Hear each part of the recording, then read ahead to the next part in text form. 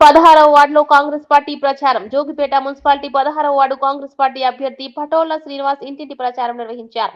ఈ సందర్భంగా మాట్లాడుతూ 16వ వార్డు అభివృద్ధి కోసం కృషి చేస్తారని, మంత్రి దామోదర రాజనరసింహ గారి సహకారంతో అభివృద్ధి పనులు చేస్తారని అన్నారు. ఈ కార్యక్రమంలో మహిళలు, కార్యకర్తలు పాల్గొన్నారు. 16వ వార్డు నుంచి పోటీ చేస్తున్న యువనాయకుడు శ్రీనివాస్ని కాలనీలో అందరూ మద్దతు తెలుపుతున్నారు.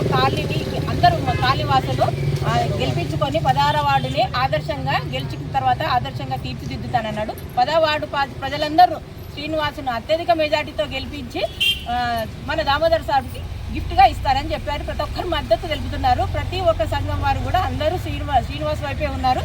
అందరూ ఏకీభావంతో అందరూ పెద్ద గొంతుతో వినిపించి ఆయన్ని గెలిపించి మా సారు గిఫ్ట్గా ఇస్తారని అందరూ ప్రతి ఒక్కరు తెలుపుతున్నారు.